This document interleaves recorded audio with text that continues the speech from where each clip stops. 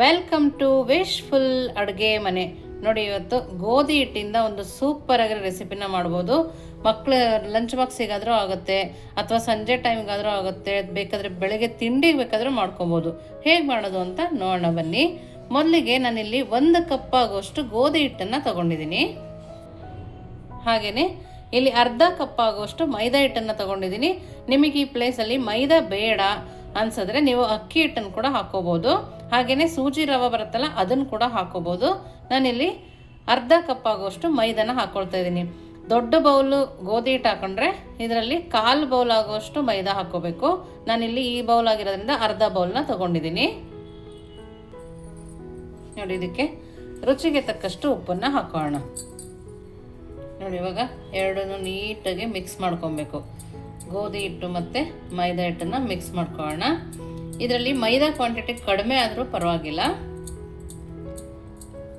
ನೋಡಿ, ಕೆಲವೊಬ್ರು ಮೈದಾ ತಿನ್ನಲ್ಲ ಅನ್ನೋರು ಇದಕ್ಕೆ ಸ್ವಲ್ಪ ಚಿರೋಟಿ ರವೆನ ಹಾಕೊಂಡು ಕೂಡ ಮಾಡ್ಕೋಬೋದು. ಆದರೆ ಬರೀ ಗೋಧಿ ಹಿಟ್ಟಿಂದ ಮಾಡ್ಕೊಬೇಡಿ, ನಮಗೆ ಸ್ವಲ್ಪ ಅಂಟು ಜಾಸ್ತಿ ಬರೋದ್ರಿಂದ ಬರೀ ಗೋಧಿ ಹಿಟ್ಟಿಂದ ನೀವು ಮಾಡ್ಕೋಬಾರ್ದು. ನೋಡಿ, ಸ್ವಲ್ಪನೇ ನೀರು ಹಾಕಿ ಕಲಿಸ್ಕೊಳ್ಳೋಣ. ನಾವು ಒಂದೇ ಸರಿ ಜಾಸ್ತಿ ನೀರು ಹಾಕಿ ಕಲಿಸ್ಕೊಂಡಾಗ ಗಂಟಾಗೋ ಸಾಧ್ಯತೆ ಜಾಸ್ತಿ ಇರುತ್ತೆ. ಹಾಗಾಗಿ ಸ್ವಲ್ಪ ನೀರನ್ನು ಹಾಕಿ ನಾವು ಇದನ್ನು ಕಲಿಸ್ಕೊಳ್ಳೋಣ.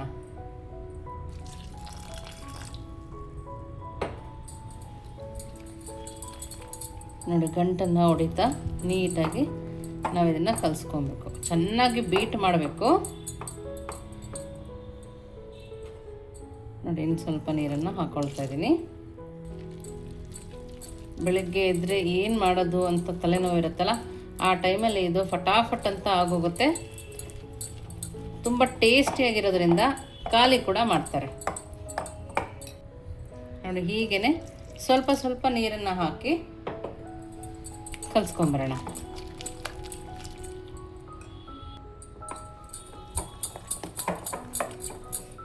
ನೋಡಿ, ಕಲಿಸುವಾಗ ಈ ಥರ ಚೆನ್ನಾಗಿ ಬೀಟ್ ಮಾಡ್ತಾ ಕಲಿಸ್ಕೊಬೇಕು. ನೋಡ್ತಾ ಇದ್ದೀರಲ್ಲ, ಈ ಥರ ಬೀಟ್ ಮಾಡಿ ನಾವು ಕಲಿಸ್ಕೊಂಡಾಗ ತುಂಬಾ ಚೆನ್ನಾಗಿ ಬರುತ್ತೆ. ನೋಡಿ, ನಮಗೆ ಬ್ಯಾಟರು ತೆಳುವೇ ಇರಬೇಕು. ಆದರೆ ನಾವು ಒಂದೇ ಸರಿ ನೀರನ್ನು ಹಾಕೊಂಡಾಗ ನಮಗೆ ಅಲ್ಲಲ್ಲೇ ಗಂಟುಗಳು ಉಳಿಯುತ್ತೆ. ಆ ಗಂಟುಗಳು ಉಳಿಬಾರ್ದು. ನೋಡಿ, ಈ ಥರ ನೀಟಾಗಿ ಕಲಿಸ್ಕೊಳ್ಳೋಣ. ನೀವಿನ್ನೂ ನಮ್ಮ ವಾಟ್ಸಪ್ ಗ್ರೂಪಿಗೆ ಜಾಯಿನ್ ಆಗಿಲ್ಲ ಅಂದರೆ ವಿಶ್ಫುಲ್ ವಾಟ್ಸಪ್ ಗ್ರೂಪ್ಗೆ ಜಾಯಿನ್ ಆಗೋದನ್ನು ಮರಿಬೇಡಿ. ಖಂಡಿತವಾಗೂ ಈ ರೆಸಿಪಿನ ಒಂದು ಸರಿ ಆದರೂ ಮನೇಲಿ ಮಾಡಿ ನೋಡಿ. ಎಷ್ಟು ಸುಲಭವಾಗಿರುತ್ತೆ, ಮಕ್ಕಳು ಕೂಡ ಎಷ್ಟು ಇಷ್ಟಪಟ್ಟು ತಿಂತಾರೆ ಅಂತ ಕಮೆಂಟ್ ಮೂಲಕ ತಿಳಿಸೋದನ್ನು ಮರಿಬೇಡಿ. ನೋಡಿ, ಇವಾಗ ಇಷ್ಟು ಬೀಟ್ ಮಾಡಿದ್ದೀವಲ್ವ, ಇವಾಗ ನೋಡಿ ನಿಮಗೆ ಹದ ತೋರಿಸ್ತೀನಿ. ನೋಡಿ, ಈ ಹದದಲ್ಲಿ ಇರಬೇಕು. ಈ ಹದದಲ್ಲಿದ್ದಾಗ ನಮಗೆ ನೀಟಾಗಿ ಬರುತ್ತೆ ನಾವು ಮಾಡೋ ರೆಸಿಪಿ. ನೋಡಿ, ಈ ಹದದಲ್ಲಿದೆ. ಒಂದು 5 ನಿಮಿಷ ಪಕ್ಕಕ್ಕೆ ಎತ್ತಿಟ್ಕೊಳ್ಳೋಣ. ನೆಕ್ಸ್ಟ್ ಏನು ಮಾಡೋದು ನೋಡೋಣ ಬನ್ನಿ. ನೋಡಿ, ನಾನಿಲ್ಲಿ ಒಂದು ಪ್ಲೇಟ್ನ ತಗೊಂಡಿದ್ದೀನಿ. ಹಾಗೆಯೇ ಬೇಯಿಸಿರೋ ಆಲೂಗಡ್ಡೆ ಕೂಡ ತಗೊಂಡಿದ್ದೀನಿ. ಇದಕ್ಕೆ ಸಿಪ್ಪೆನ ತೆಗೆದು ಬೇಯಿಸಿ ಒಂದು ಸ್ವಲ್ಪ ತಣ್ಣಗೆ ಹಾಕಿಟ್ಕೊಂಡಿದ್ದೆ. ನೋಡಿ, 2 ಬೆಂದಿರೋ ಆಲೂಗಡ್ಡೆನ ಸಿಪ್ಪೆ ತೆಗೆದಿಟ್ಕೊಂಡಿದ್ದೀನಿ. ಇವಾಗ ನೆಕ್ಸ್ಟ್ ನೋಡಿ, ಇದನ್ನು ಸ್ಮ್ಯಾಶ್ ಮಾಡ್ಕೊಳ್ಳೋಣ. ನೀವು ಗ್ರೇಟ್ ಮಾಡೋದಿದ್ರೆ ಅದನ್ನು ಕೂಡ ಮಾಡ್ಕೋಬೋದು. ತುರ್ಕೊಂಡ್ರೂ ಕೂಡ ಚೆನ್ನಾಗೇ ಇರುತ್ತೆ. ನೋಡಿ, ತೇವಾಂಶ ಜಾಸ್ತಿ ಇರಬಾರ್ದು. ನೋಡಿ, ಇವಾಗ ಗಂಟಿಲ್ಲದೆ ಇರೋ ಥರ ಇದನ್ನು ಸ್ಮ್ಯಾಶ್ ಮಾಡ್ಕೊಂಬರೋಣ. ಇಷ್ಟು ಸ್ಮ್ಯಾಶ್ ಮಾಡಿದ್ವಲ್ವಾ, ಇದಕ್ಕಿವಾಗ ಸ್ವಲ್ಪ ಚಿಲ್ಲಿ ಫ್ಲೇಕ್ಸ್,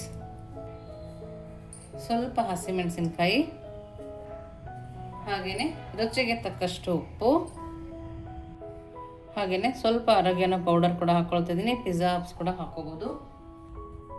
ಸ್ವಲ್ಪ ಪೆಪ್ಪರ್ ಪೌಡರ್.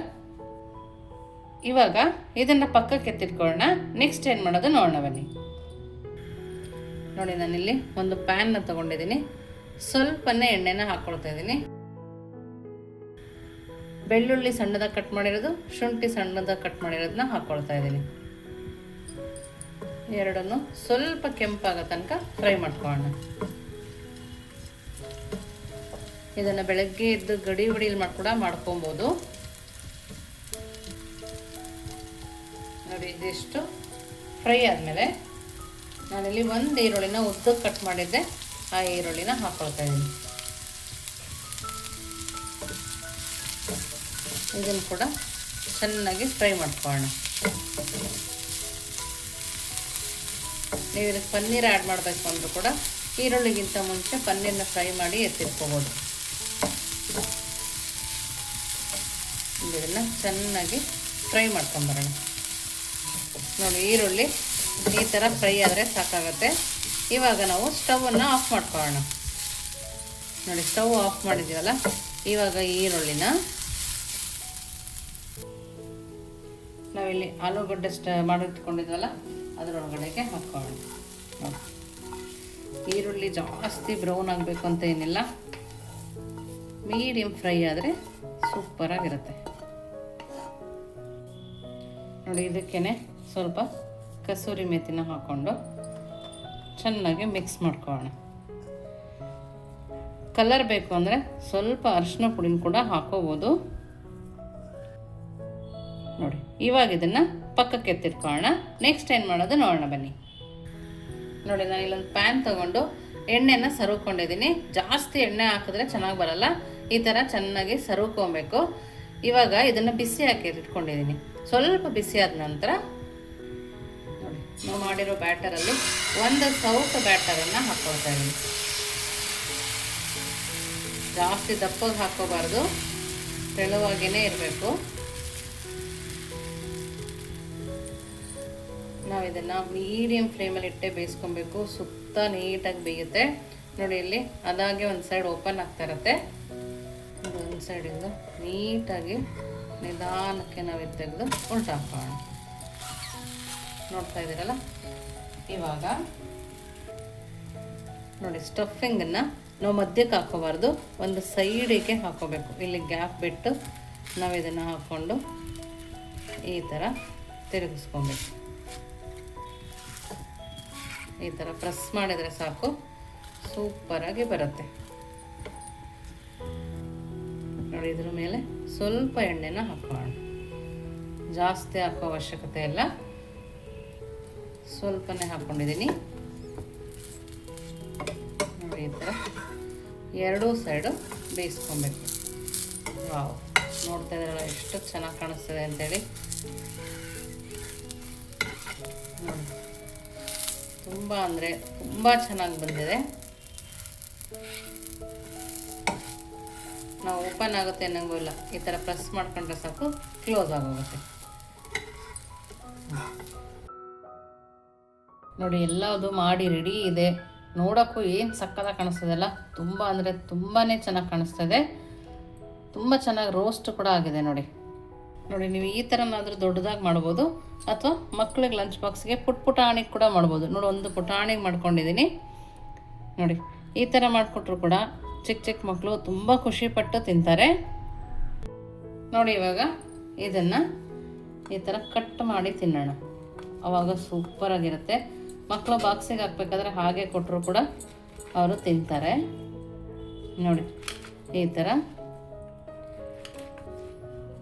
ನೋಡೋಕ್ಕೂ ಚೆನ್ನಾಗಿರುತ್ತೆ, ತಿನ್ನೋಕ್ಕೂ ಸೂಪರಾಗಿರುತ್ತೆ ಅಲ್ಲ.